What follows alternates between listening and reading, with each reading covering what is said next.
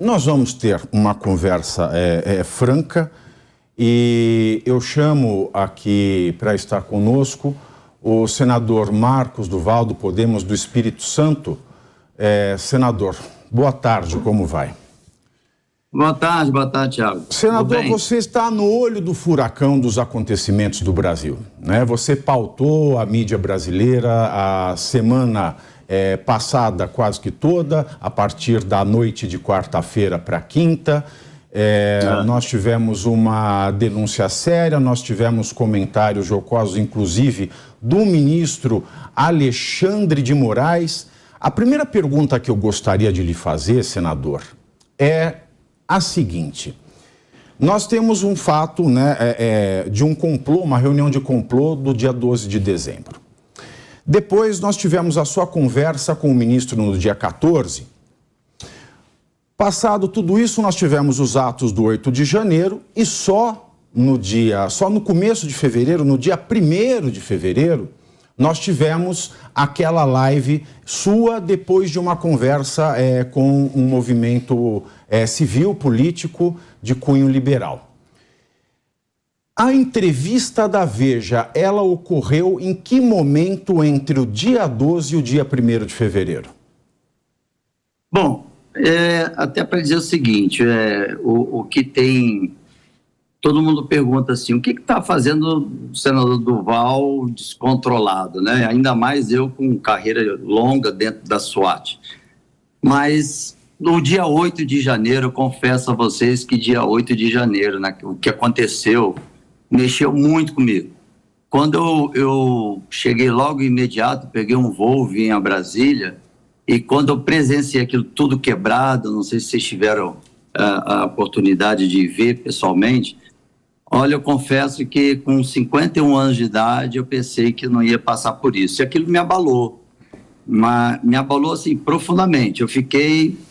Eu não sei nem como explicar. E aí eu comecei a tentar levantar por que aquilo aconteceu, né? E não poderia ser a manifestação da direita, que sempre foi aquela manifestação tranquila, com famílias e tal.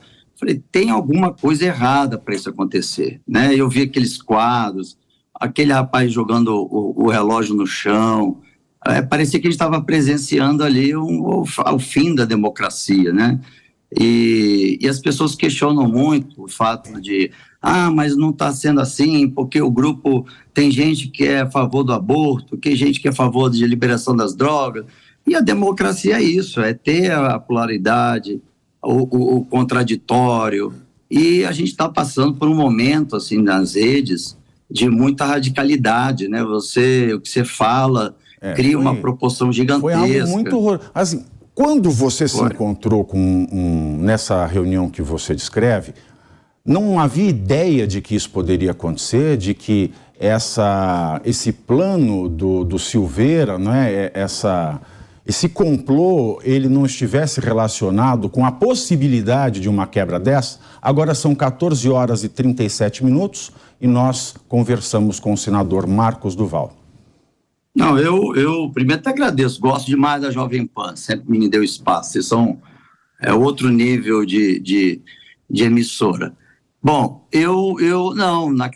nada foi dito naquele momento, por isso que eu comecei a investigar, né, e tentar levantar da onde que surgiu o problema, como causou o problema, e aí eu fui chegando e vi que a NTT já estava comunicando no dia 2 a movimentação de ônibus sendo alugados, aí a BIM entrou no circuito e começou a pautar dia após dia, que era uma manifestação com o objetivo de destruir os três poderes, e aí juntou com o grupo que estava lá acampado, que fez aquela depredação e aquela tentativa de explodir o caminhão. E aí você vê as coisas acontecendo e as autoridades que deveriam falar, não, cessou, chegou daqui, acabou, vamos tomar providência para que não haja esse fato. E aí quando eu descobri que houve uma prevaricação, deixar acontecer, aquilo ali aí mexeu ainda mais comigo, porque aí eu falei, não acredito que uma pessoa, uma autoridade pública chegou ao ponto de deixar acontecer por questões políticas. Quando né? você diz prevaricação, senador, Vossa Excelência está dizendo prevaricação de quem? Do atual governo federal, do ministro Alexandre de Moraes, que talvez soubesse disso, do ex-presidente Jair Bolsonaro, porque talvez soubesse disso, ou de todos em conjunto, ou de quem? Do governo federal. Do governo atual. federal. E ver também, atual, e ver também um coronel que é muito respeitado preso, um governador eleito democraticamente sendo afastado. E aí eu comecei sozinho, investigando e obtendo informações. Perfeito, de alguns pontos, né? Que é bastante louvável. E aí eu fiquei assim, se eu tivesse com uma equipe, né, até para dividir as funções, eu confesso que eu peguei aquilo ali como se tivesse feito na minha casa. Mas a questão é, a matéria da Veja, quando é que ela foi concedida, em qual circunstância? Olha, o dia certo eu não lembro, mas o rapaz que estava na Veja, ele trabalhou para nosso gabinete como assessor de comunicação, e aí ele saiu a convite da Veja, e ele me pedia muito assim, olha, quando tiver uma matéria boa para dar um furo, para eu poder já chegar com protagonismo. E aí ele soube, vazou, porque ele indicou um amigo para substituir ele lá no gabinete. E aí a gente acha que esse amigo, não temos certeza disso, nem levantamos isso ainda se é fato, mas tudo leva a crer que esse amigo dele, ele fez vazar pro Leonardo. Vazar esse assunto especificamente? Porque esse nós temos prints de WhatsApp. O seu assessor, ele usava o seu telefone, ele respondia com o seu telefone? Não. Então, como é que um print foi parar? Então é a mesma pergunta que eu faço da Polícia Federal. Quando eu fui lá depois, eu como testemunha, eu pedi a cópia. Você acredita, você que trabalha na área jurídica, que eles disseram que não podia me dar a cópia? E a imprensa toda, quando eu saí dali, toda a imprensa já tinha cópia. Então você acha que o teu telefone, ele foi hackeado? Legalmente? Não, eu já tinha passado para o Leonardo, assim, era uma pessoa que eu confiava, e tinha passado para ele, assim, olha, aconteceu assim, aconteceu assado. E como senadores, a gente não responde por prevaricação. No senador da República não tem isso. Eu posso ver disso, a dúvida é como é que o print... Você passou o print desta conversa para o ex-assessor que foi para a Veja. Eu estou tentando fazer aqui uma linha lógica, tá? E ele, então, deixou ele pediu, com esse colega... Ele pediu a entrevista. Isso. Vamos supor, você está trabalhando comigo lá há algum tempo.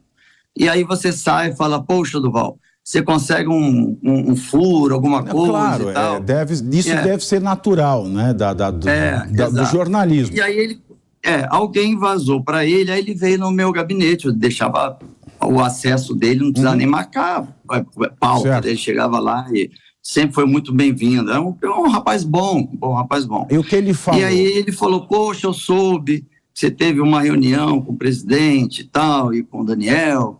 E, poxa, me dá protagonismo disso. Aí isso foi em dezembro, né? E aí eu fiquei... então você concedeu a entrevista de bom grado? Foi concedida de bom grado. Isso ele pedia desde dezembro, desde quando aconteceu. Porque em algum momento, né, as notícias sobre o caso chegam a dizer, né, que eu só dei esta entrevista, né, resumindo um posicionamento seu, eu só dei esta entrevista porque a Veja já tinha, esses prints. Então, nós estabelecemos esse ponto aí. E por que da live... Porque o Leonardo... Ok. Porque eu mandei pro Leonardo. E você sabia que ela ia sair na sexta-feira, dia 3? Né, dia 3, depois foi até adiantada para o dia 2, porque a live foi na madrugada do 1º para o dia 2. E por que é que Vossa Excelência estava tão alterada naquela live? Olha, aquilo ali, eu quando assisti depois, nem eu me reconheci. Eu estava sendo muito pressionado pelos meus eleitores, e de forma correta, porque eu estou representando eles, né? e queriam que eu votasse no Marinho. E eu tentando, assim, buscar, porque esses eu tenho uma eleitores têm proximidade. nome? Hã? Esses eleitores têm nome ou é uma massa, uma enxurrada de mensagens de rede social? Isso aí, uma enxurrada. E como o meu celular é o mesmo número que eu usava em campanha, que eu usava quando nem era político, então é um número que praticamente hoje o Brasil todo tem. E aí eu comecei a receber aquela enxurrada: senador, me representa, tem que ser no Marinho e tal. E aí eu mandei uma mensagem para o Pacheco, que eu tenho um carinho muito grande por ele, um respeito muito grande por ele, e disse: Pacheco, poxa, eu não vou poder votar em você, porque os meus eleitores estão me pressionando para votar no Marinho e tal, espero que você entenda. E aí ele, como sempre, aí ele falou: claro, claro, Duval, pode ficar tranquilo. E aí, pronto, eu cheguei para o Davi também, que também estava pedindo voto para o Pacheco. Eu falei: Davi, eu estou vendo que assim, o Pacheco está forte, porque está com o apoio do governo. E o senhor votou em quem? Vários partidos estão com o governo. Hã? E o senhor votou em quem ao final, Excelência? No Marinho. No Marinho. No Marinho. Certo. Aí, por isso que quando terminou, eu fui até o Pacheco para dizer, comemorei, lógico, fiquei feliz dele ganhar, como eu ficaria com o Marinho. Marinho até se colocou à disposição de fazer um vídeo para dizer que realmente eu votei nele. Eu falei: não, Marinho, não se expõe não e tal. Agora, nesse dia da eleição, né, no dia 1º de fevereiro, né, teve dois fatos, né? Um que eu recebi de fontes e um segundo que nos veio à tona depois do seu depoimento à Polícia Federal. O primeiro deles é: você fez contato com a presidente do seu partido, a Renata Abreu, dizendo que se desfiliaria e iria para o PL? Verdade, verdade. Tem até no vídeo, ela estava lá dentro do Senado, e aí eu sentei com ela e falei assim: Renata, olha, eu estou pensando em ir para o PL, porque é um partido que ele é a característica da direita, e tinha conversado com Valdemar, né? Valdemar. O presidente Valdemar. Valdemar Costa Neto, que está, né, financiando aí a situação atual do ex-presidente, também está investindo numa carreira política da Michele Bolsonaro. Mas o senhor ia para o PL do Bolsonaro, que foi detonado logo na mesma noite, é isso? Não, então, é aí que eu vou explicar. Quando eu tive com o PL, e eles estavam falando: quando voltar, né, essa legislatura, vamos conversar, seria muito bom a sua vinda, vai ser o partido maior dentro do Senado e tal. E aí eu fiquei assim: eu gosto muito da Renata e do Podemos, eu me sinto muito confortável ali. E aí falei para Renata: olha, eu recebi o convite de ir, mas disse que não ia decidir isso agora, isso tem nas filmagens ou dentro do Senado, lá no plenário. E eu falei para eles que eu precisava conversar com você, te ouvir, ver quais são os planos do Podemos nesse governo, porque eu, com certeza, vou ser oposição, e aí eu queria saber como é o Podemos. Aí a Renata é uma pessoa fantástica, eu gosto muito. Aí ela falou: Duval, não sai agora não. Eu falei: não, até porque... E foi por isso que você mudou de ideia e não saiu? Aí ela é um amor, eu falo para ela que ela é um amor. Aí uma coisa que se encadeia a outra, Excelência, é a seguinte: o Podemos, né, ele quase abrigou o movimento de militância política que foi mencionado por Vossa Excelência no depoimento da Polícia Federal como o causador do seu estresse emocional. E nós sabemos que esse movimento... O senhor citou um movimento de militância política liberal no seu depoimento à Polícia Federal, né, que teve uma discussão bastante acalorada com esse movimento. Não, mas não foi com Podemos, não. Eu não entendi. Esse movimento, antes da eleição, quando se pensava que o Sérgio Moro ingressaria no Podemos, esse movimento estava fazendo um acordo, né, para se juntar com o Podemos. Depois daquela gravação de um dos integrantes desse grupo, né, com a questão do Tour de Blonde na Ucrânia, Esse movimento ele ficou um malquisto, eu não sei porquê, e também não me compete saber as razões. Ele rompeu com o Podemos rompeu o acordo que tinha com esse movimento no ano passado. E esse movimento... Não, esse movimento eu nem participei, a Renata que sempre liderou. Exato, mas esse movimento estava...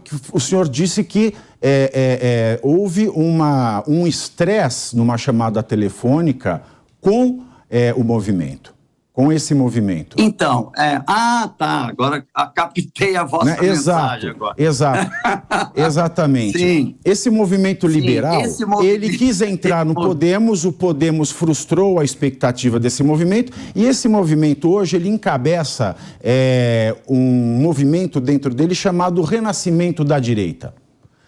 Para o renascimento da direita, a gente pensando tecnicamente, quais são os dois inimigos? O Bolsonaro, porque eles são antibolsonaristas, ao mesmo tempo são antipetistas, e o ministro Alexandre de Moraes é um óbice para os planos desse renascimento da direita. Né? Então, esse movimento, por ter tido essa aproximação e saída nebulosa do Podemos e por ter sido mencionado como um dos fatores da sua instabilidade emocional que o levou a fazer aquela live no dia 1º, qual é o peso e se de fato isso pode, essa denúncia, porque essa denúncia ela abalou o Jair Bolsonaro e o ministro Alexandre de Moraes, que são dois inimigos desse movimento. Que relação tem isso? Tem muita. Você foi ótimo agora. Até a forma ponderada que você colocou do movimento. Quando acabou a votação, e aí eu fui no Pacheco, dei um abraço a ele, porque é um amigo, e jamais negaria, eu fui muito franco com ele até, mandei mensagem que eu não votaria nele e tal. E eu gosto dele, é um cara que para mim tem um perfil até para ser um dia um presidente da República. Só que aqui fora as pessoas não têm essa visão da gente que tem lá na convivência, né? E aí, quando eu abracei ele, parabenizei, disse, depois eu precisava conversar com você como amigo, meio que desabafar com você. E aí, eu indo embora com a minha esposa ali do plenário, encontramos o Davi. E Davi é aquela pessoa sempre alegre, sempre divertida e tal. Ele até brincou com a minha esposa, dizendo assim, se você tivesse aqui, eu tinha pedido a você a convencer do Val a votar no Pacheco. No áudio ele fala isso. Aí a gente se abraça, beijo e vamos embora. Quando comecei a receber um monte de ataque pelo celular, e até então eu fiquei deixando, isso acontece. E aí era traíra, e foi chegando aqui, né? Quando fui ver, era esse movimento que tinha postado dizendo que eu traí porque eu votei no Pacheco, sendo que eu não tinha votado no Pacheco, votei no Marinho. E aí, no meu WhatsApp, que agora o celular está na Federal, que é importante depois eu tocar nesse assunto, da gravidade desse celular estar lá, aí confesso que quando eu comecei a receber, eu falei, já estou acostumado com isso, nem deixei para lá. Quando meu pai, de 82 anos, começou a ligar desesperado, a minha mãe, de 70 e poucos anos, também, filho, pelo amor de Deus, estamos sendo massacrados aqui, todo mundo que a gente pediu para votar em você estão ligando, estão falando que você traiu e tal. Também divulgaram o telefone dos seus familiares, é isso? Tem. E aí foi minha filha... chegou até os meus familiares. Agora, se divulgaram, acho que não. Mas, assim, aí quando a minha filha me liga, aí eu confesso, assim, que eu tenho... A minha filha é um sonho meu, eu tenho 16 anos. E ela nunca passou por situações de ver o pai sendo atacado, né? Porque minha carreira anterior não tinha isso. E ela ficou muito abalada e me ligou, pai, o que está acontecendo e tal, meio chorosa. Aí eu desabei. Aí ali foi como se fosse um tiro de sniper na cabeça. E aí eu entrei em casa, liguei e na live eu estava muito alterado. E antes da live, nós vamos chegar. Eu não quero pular etapas porque eu quero fazer esta linha que eu acho que falta. Essa linha de acontecimentos. Vossa Excelência mencionou que tinha falado com o movimento. Bom, nós sabemos que esse movimento não tem um telefone empresarial, não tem um telefone na sede. Com quem desse movimento o senhor falou? Então, quando eu entrei na live, no Instagram, eu convoquei, eu falei, cadê vocês? Entrem aí que eu quero que vocês provem que eu não votei no Marinho. Eu quero a prova. E aí eu fiquei convocando. Como eu tenho um telefone de um que é deputado federal, eu tentando ligar para ele estava online, de repente ele saiu do online. E aí eu que apresentei o número e pedi para os meus seguidores, gente, me ajuda porque eles não estão nem atendendo, eu quero que eles entrem aqui e falem como, que prova eles têm de que eu não votei. O número do deputado para o pessoal da live? Foi. Ok. Aí o deputado, aí eu não sabia que ia ser um movimento tão grande, que aí o grupo entrou em contato, mandou uma mensagem para mim e falou, pelo amor de Deus, para, porque você está jogando o nosso número e estamos sendo atacados. Eu falei, então entra ao vivo, eu estou no Instagram ao vivo, eu aceito lá e nós vamos debater, né? E aí eles entraram, e aí foi aquele debate. Eu querendo que eles provassem que eu não tinha votado no Marinho, e eles revoltados porque eu mostrei o número deles na live. Até que, depois de muito tempo de bate-boca, a gente começou a falar, então vamos diminuir, tal. E aí, quase todos os seguidores... O deputado não chegou a entrar na live? Não, o deputado não chegou a entrar na live? Não. O deputado, quem entrou foi os outros dois. Acompanhando, o deputado ligado ao movimento liberal que fez, segundo o senador Marcos Duval, um verdadeiro inferno na vida dele e da família, disponibilizando o telefone dele e de familiares, o que o deixou nervoso naquela live. Ele não divulgou o telefone meu dos familiares, não. Como o movimento cresceu e um print que era assim, traidor, e tinha foto de alguns senadores e a minha, né? Então isso circulou no Brasil inteiro e foi chegando nos celulares dos meus pais, da minha filha, e aí foi uma coisa que eu nunca tinha visto a proporção. Então ninguém entrou em contato com eles, eles iam recebendo esses memes de traição e isso os incomodou. Exatamente, isso aí. Ok. E aí me tirou do sério, assim, eu já estava nessa pressão dessa investigação do dia 6, dia 8 de janeiro, sozinho, sem ninguém me ajudar. E aí chego e ainda ser chamado de traidor, sabe aquele... Os homens, cada um tem um gatilho, né, que aciona o seu lado irracional. E eu sempre fui muito transparente, assim, sempre quis que as coisas fossem transparentes. E esse adjetivo, traidor, me deixou e ver minha filha com uma voz chorosa, e aí eu... O fato é, esse movimento, ele reconhecidamente faz memes de todas as situações contra todos os políticos que o desagradam. Não é? Depois que eu fui entender isso. Por que que lhe incomodou tanto? Você teve algum tipo de relacionamento com a direção, a coordenação desse movimento, previamente a esse fato? Por exemplo, quando eles tentaram ingressar no Podemos, partido pelo qual Vossa Excelência é senador, né? Por qual razão?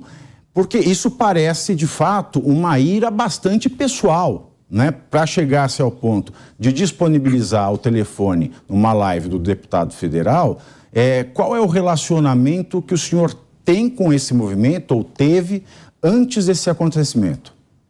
Boa pergunta. Antes de ser senador, quando o Mamãe Falei, ele tinha aquele protagonismo nas redes sociais, muita gente perguntava se a gente era parente, por causa do nome Doval. E aí eu não lembro qual foi o motivo, porque quando eu estava em São Paulo, a gente se falou até para saber se era parente ou não e tal. E aí ele falou, vem cá conhecer o nosso local aqui, é um grupo de jovens. E eu lembro do Kim, que era um cara que se destacou por ser muito novo, sendo editor da Veja, eu acho, se eu não me engano. E aí eu conheci eles, né? E na época fizemos uma live, eles perguntando da minha carreira nos Estados Unidos e tal. E dali, pronto. Quando depois... Ele tá numa live com bolsonaristas, que estão acusando ele de traição. Quando depois o Bolsonaro tentou derrubar o Alexandre de Moraes. É contraditório, na mesma live em que... Oi. Eu quero fazer uma pergunta.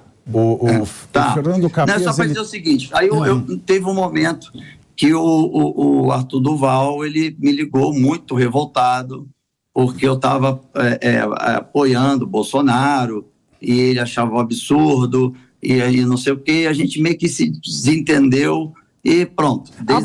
A base dos seus seguidores, da sua live, é bolsonarista, certo? Certo. Então, que mal o MBL poderia causar à sua base, já que é um movimento antibolsonarista? Porque na sua live, Vossa Excelência deixa claro que não quer ser bolsonarista, que não é ou que não quer mais ser bolsonarista. Isso fica claro. De onde surgiu isso? Houve algum acerto, algum arranjo com esse movimento para que Vossa Excelência liderasse esse movimento de renascimento da direita? Não. Porque eles são extremistas também. A questão do Bolsonaro, porque a imprensa falava assim, o senador bolsonarista, isso me incomodava, porque eu nunca fui extremista, nunca fui radical. E eu falava, olha, eu sou capixaba, no meu sobrenome não tem Bolsonaro, então aí eu pedia para todo mundo, acho que na época você não estava ainda à frente, mas toda a imprensa, desde o meu início do meu mandato, ouviu dizer, olha, não sou bolsonarista, sou